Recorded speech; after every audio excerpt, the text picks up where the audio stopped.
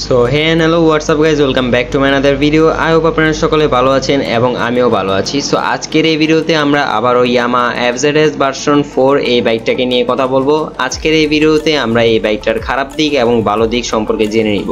যেহেতু এই বাইকটা বাংলাদেশে নতুন এসেছে, সেক্ষেত্রে অনেকেই আসলে চিন্তা করছে যে এই বাইকটা কিনবে। তো তাদের জন্য আসলে এই বাইকটা কতটা ভালো হবে সেটা আজকের এই ভিডিওতে আপনারা জানতে পারবেন। আর এই বাইকটা যদি আপনারা কিনুন, সেক্ষেত্রে কি কি আপনারা ডিসঅ্যাডভান্টেজ পাবেন এই বাইক থেকে সেটাও জানতে পারবেন। তো চলেন আর বেশি কথা না বাড়িয়ে ভিডিওর মেইন টপিক নিয়ে কথা বলি। বাট ভিডিওর মেইন টপিকে যাওয়ার আগে আপনারা যারা এখন আমার চ্যানেলটিকে সাবস্ক্রাইব করেননি, সাবস্ক্রাইব করে দিন। ভাই দেখেন, সাবস্ক্রাইব কিন্তু ফ্রি হয়, করতে কোনো টাকা লাগে না। যেহেতু সাবস্ক্রাইব করাটা ফ্রি হয়, তাহলে আর দেরি কিসের, এখনই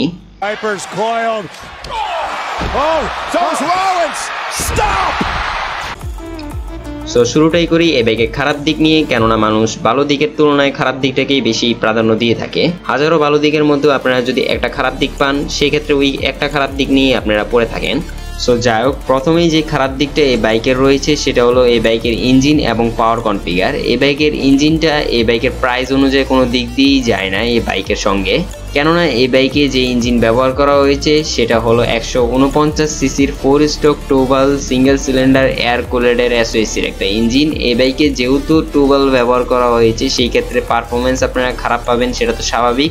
আর এছাড়াও এই বাইকে আপনারা কুলিং সিস্টেম হিসেবে পাচ্ছেন এয়ার কুলিং সিস্টেম, যেটা হলো 125 সিসির বাইকগুলোতে সাধারণত ব্যবহার করা হয়ে থাকে, বা যেসব বাইকগুলো 2 লক্ষ টাকার মধ্যে হয়ে থাকে সেই সব বাইকগুলোতে এয়ার কুলিং সিস্টেমটা ব্যবহার করা হয়ে থাকে। অ্যাটলিস্ট এই বাইকে অয়েল কুলিং সিস্টেমটা দেওয়ার উচিত ছিল। এটা তো ছিল এই বাইকের প্রথম খারাপ দিক। দ্বিতীয় যে খারাপ দিক এই বাইকের রয়েছে সেটা হলো এই বাইকে আপনারা কোনো ধরনের গিয়ার ইন্ডিকেটর পাবেন না, অর্থাৎ এই বাইকে স্পিডোমিটারে আপনারা কোনো ধরনের এই বাইকের গিয়ার ইন্ডিকেটর দেখতে পাবেন না। এছাড়া 3 নম্বর যে খারাপ দিক এই বাইকের মধ্যে রয়েছে সেটা হলো এই বাইকের ব্রেকিং সিস্টেম। এই বাইকের ব্রেকিং সিস্টেম খারাপ এটা তো বলবো না, তবে এই বাইকের ডুয়েল চ্যানেল এবিএস আপনারা পাচ্ছেন না, সিঙ্গেল চ্যানেল এবিএস পাচ্ছেন, যেটা আসলে খারাপ দিক বলা গেলেই চলে, কেননা এই বাইকের প্রাইস অনুযায়ী অ্যাটলিস্ট ডুয়েল চ্যানেল এবিএস থাকার উচিত ছিল। সো এই তো ছিল এই বাইকের খারাপ দিকগুলো। এখন কথা বলি এই বাইকের ভালো দিক নিয়ে। ভালো দিকের কথা বলতে গেলে শুরুতেই বলতে হয় যে এই বাইকটার রাইডিং কমফোর্ট অনেক ভালো। এই BS6 এর ইঞ্জিন যেহেতু এই বাইকে, সেই ক্ষেত্রে এই বাইকের ভাইব্রেশন আপনারা খুবই কম পাবেন। এছাড়া এফজেডএস এর যে আগের ভার্সনগুলো বা এফজেড এর যে ভার্সনগুলো আগে এসেছিল, সেগুলোতেও আপনারা কিন্তু অনেক ভালো কমফোর্ট পেয়েছেন। এটা ইউজারদের মতে, আমি এখন চালাইনি, সেক্ষেত্রে আমি আর কি ব্যক্তিগতভাবে বলতে পারি না, তবে অনেক ইউজাররা ক্লেম করে যে এই বাইকের কমফোর্ট অনেক ভালো। এছাড়া এই বাইকের দ্বিতীয় যে ভালো দিক রয়েছে সেটা হলো এই বাইকে আপনারা ট্র্যাকশন কন্ট্রোল পেয়ে যাচ্ছেন। ট্র্যাকশন কন্ট্রোলটা আসলে এই বাইকে কোনো দিক দিয়ে দরকার ছিল না বলে আমি মনে করি। ট্র্যাকশন কন্ট্রোলের বদলে যদি ডুয়েল চ্যানেল এবিএসটা দিয়ে দিত, সেই ক্ষেত্রে ভালো হতো আমার মতে আর কি। তবে ট্র্যাকশন কন্ট্রোল যেহেতু দিয়েছে, সেই ক্ষেত্রে এটা একটা সেফটি ফিচার হিসেবে আমরা এটাকে গ্রহণ করতে পারি। তৃতীয় নাম্বার যে ভালো দিক এই বাইকে রয়েছে সেটা হচ্ছে এই বাইকে আপনারা ব্লুটুথ কানেক্টিভিটি পেয়ে যাবেন, যেটা দ্বারা আপনারা এই বাইকের নেভিগেশন অ্যাসিস্ট সিস্টেম এছাড়া অন্য যা যা দরকার পড়ে আপনারা ফোনের সঙ্গে আর কি এই বাইককে কানেক্ট করে এরপরে হচ্ছে বিস্তারিত এই বাইক সম্পর্কে জানতে পারবেন। সো এটা একটা ভালো দিক এই বাইকের ক্ষেত্রে। এরপর 4 নাম্বার যে ভালো দিক এই বাইকের রয়েছে যেটা হলো মানে এই বাইকের ক্ষেত্রেই, কেননা হচ্ছে গিয়ে ইয়ামা কোম্পানির নিজেদের প্রিমিয়াম বাইকগুলো, অর্থাৎ ইয়ামা R15 ভার্সন 4 গুলোও বলেন, সেগুলোতেও কিন্তু এই বাইকে মানে ইন্ডিকেটর যেটা সেটা কিন্তু এলইডি এর ব্যবহার করা হয় না, সাধারণত হ্যালোজেন লাইটের ব্যবহার করা হয়ে থাকে। কিন্তু এই বাইকে হলো প্রথম আমি দেখলাম ইয়ামার কোনো একটা বাইক যেটাতে হলো এলইডি এর ইন্ডিকেটর ব্যবহার করা হয়েছে। প্রথম বলতে গেলে আমি আর কি ইয়ামার যে কয়টা বাইক রিভিউ করছি এর মধ্যে আর কি এটাই প্রথম।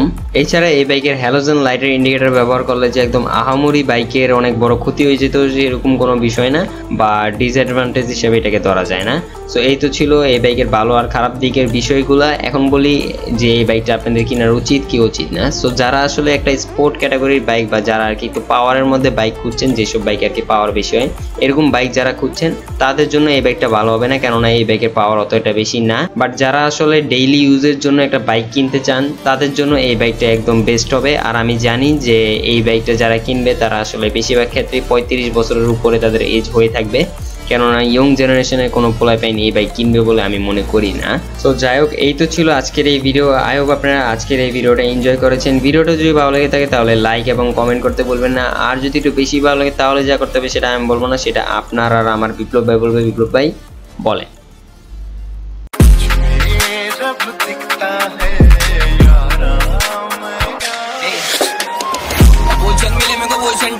आगे मचा बोले रिस्क डरेंगे बढ़ने से आगे में मेरा का ही पावर काम ठीक है, एक तो लाइक और शेयर ठोक दीजिए, महाकाल का दबा के लाइक और शेयर ठोक दीजिए, 5000 लौटे दिख जाना चाहिए।